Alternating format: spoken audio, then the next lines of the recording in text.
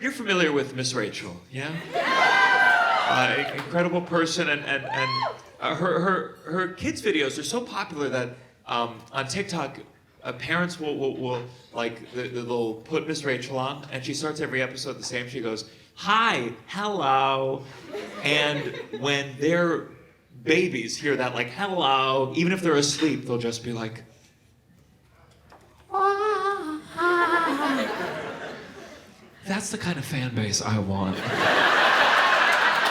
I know I have some fans here tonight, and I'm so grateful for you, but I would vastly prefer if you were a baby, 100%. Because then if I ever saw you in the wild, you'd just be like, "Wah!" As opposed to like, your crowd work videos helped me through a dark period of my life. Don't get me wrong, it's I'm so grateful, but it can get intense. After shows, it'll be like, "Good job, great set." I had the gun in my mouth. And I was shaking so much, I accidentally opened YouTube Shorts. I'm not tooting my own horn. People have told me that my videos have helped them overcome suicidal ideation. And every time they say that, I'm like, which video was it?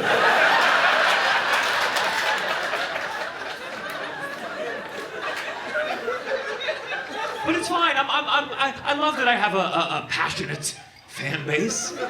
I am worried, though, that it's veering a little bit too far to the left.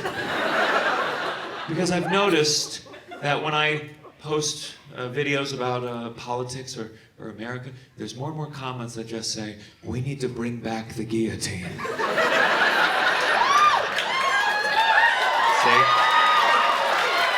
I gotta tell you, that's my biggest problem with anti-capitalists. They have not figured out a way to upgrade from the guillotine. We are not winning this battle one by one, guys. That's why you need to get rid of all the billionaires. You need to keep one Jeff Bezos around to guillotine at scale. Some kind of assembly line shopping that ends with a drone system that brings the heads back to their families. See, they're not fucking ready for it, you see? That's the problem with fucking leftists. We're like, eat the rich, farm to table.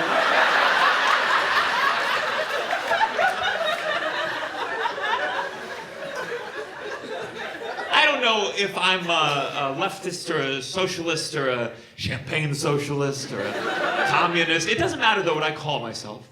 If you asked any of my friends, they would all agree I am more of an acquaintance.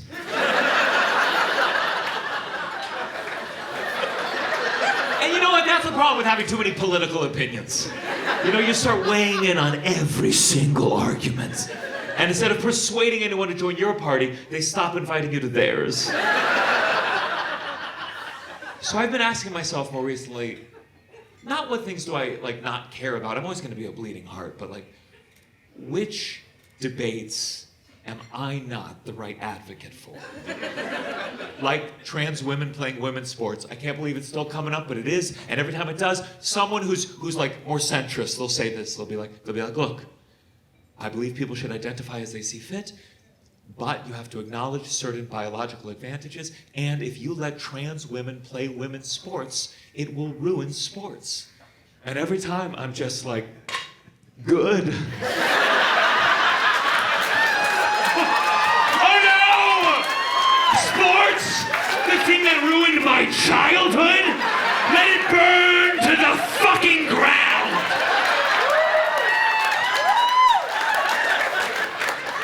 And yeah, would I feel differently if in high school a trans man had beaten me for the part of Seymour in Little Shop of Horrors? Maybe. But that never would have happened.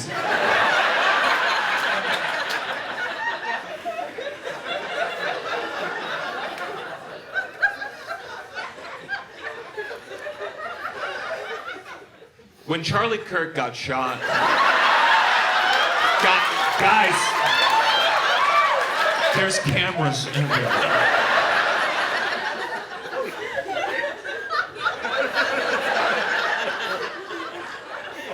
When Charlie Kirk got shot, the media did that thing where they were trying to find out the political affiliation of the shooter. They were like, was he a Republican or a Democrat? And it's like, he was 22. His political party was a hentai subreddit. I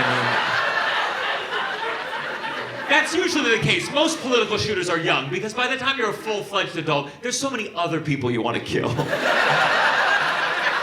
You'd rather shoot your spouse than make a difference.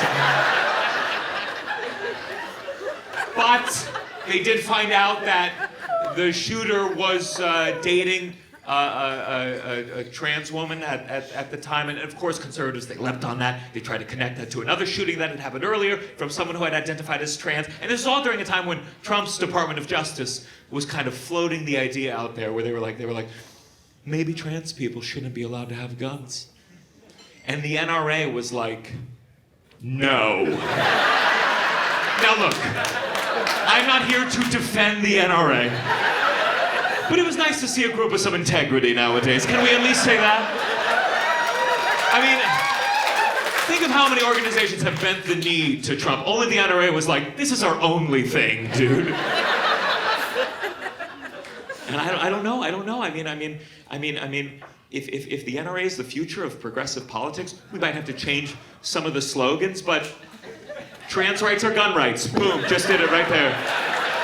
I don't love guns, but if every trans person had one, there'd be a lot less misgendering. I'll tell you that shit right now. I mean, come on, are we gonna protect trans rights? Or are we gonna protect trans rights? I think we can find common ground with the NRA and traditional liberal values. Like, liberals love musical theater. Trump just took over the Kennedy Center. Let's put on a production of Annie Get They Their Gun. It's time for us to embrace the LGBTQIA2+ NRA community. Because I promise you, those gun folks, they care about guns more than they do the other conservative values. I'm sure they saw what happened to Charlie Kirk. They couldn't help it. A small part of them was like, good shot.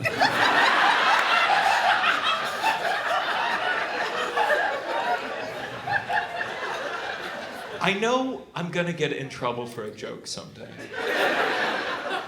Could be one I tell tonight, could be one I tell in the future. Could be a joke I told years ago, but it just goes viral in the wrong circles. Who knows? The only thing I'm sure of is that when I get in like serious trouble for a joke, I know a lot of you are gonna pretend like you never liked me.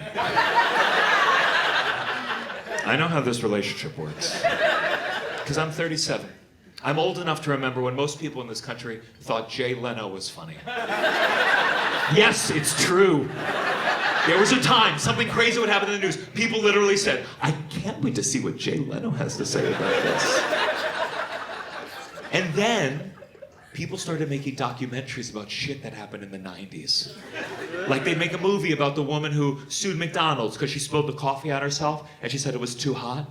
And the movie, to establish the mood in the country at that time, opens with a shot of Jay Leno at the Tonight Show being like, you think this dumb bitch who spilled the coffee on herself? Which, if you don't know Jay Leno, this is a perfect impression I'm doing right now. Take it from Monica Lewinsky, there's worse hot things you can spill on yourself.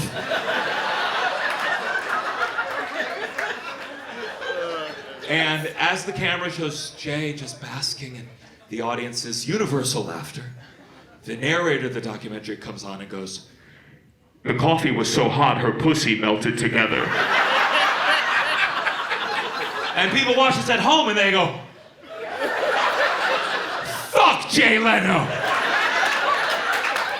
That's the reason I do crowd work, so I can get you motherfuckers on film.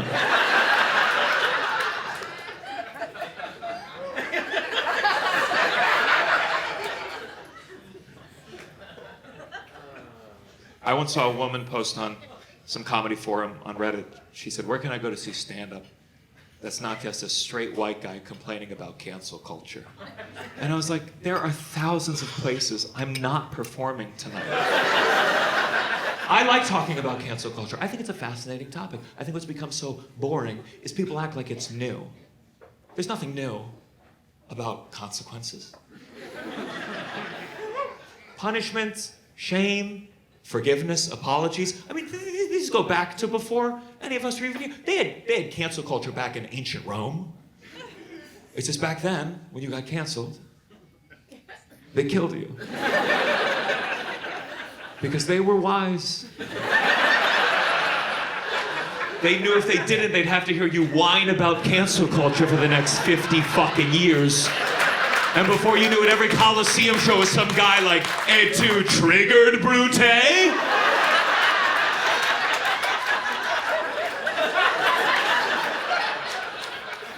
I think the only real different thing about what we called cancel culture was social media. I mean, look, social media, it's destroyed the fabric of humanity, but it's done a lot for me personally. And I think we just went through such a long phase where we all came under the illusion that, like, if someone got canceled on social media, it was as if they ceased to exist in real life. And I think because of that, we lost track of just how many people we canceled, especially in America. Turns out it was enough to win the popular vote. And I'm not saying you shouldn't have morality. I'm just saying if it's not based in real world consequences, it's not going to be sustainable.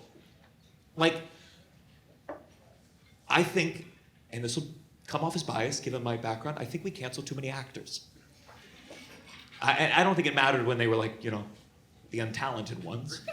But I do worry sometimes that we canceled enough really good actors to, frankly, make a pretty good movie.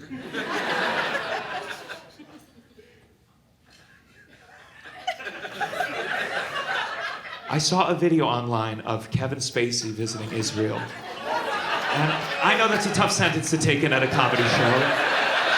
You hear Kevin Spacey, you go, surely it can't get worse.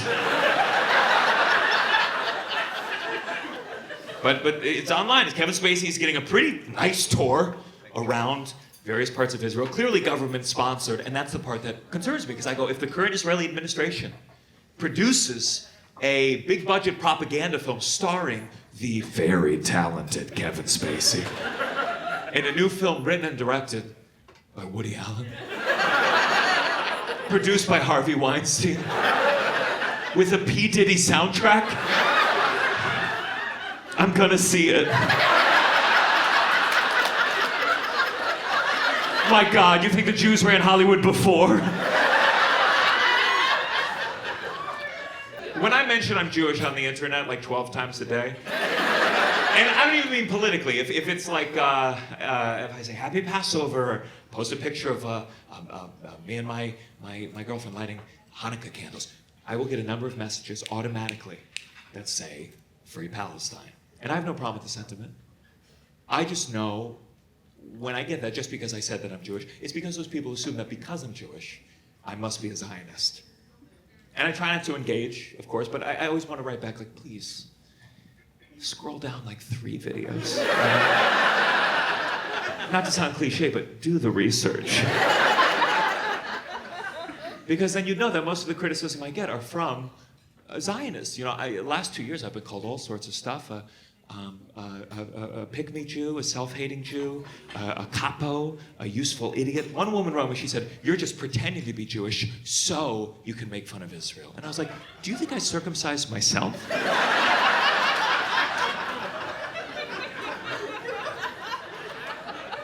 And I'm not saying this to claim I'm the victim in any of it. I'm just saying it's surreal that there's all these people out there who assume that just because I'm Jewish, I must be a Zionist. While at the same time, there's other people who go that because I'm not a Zionist, that means I'm not Jewish. And it's not just me dealing with this. There's a lot of us. Truly, there's a lot of us. And sometimes I feel like we need a country of our own. Just like somewhere we can feel safe in the Middle East. And then, I mean, there's not that many of us. From the river to a Whole Foods would be perfectly sufficient for my needs. And that'll be the joke that does it.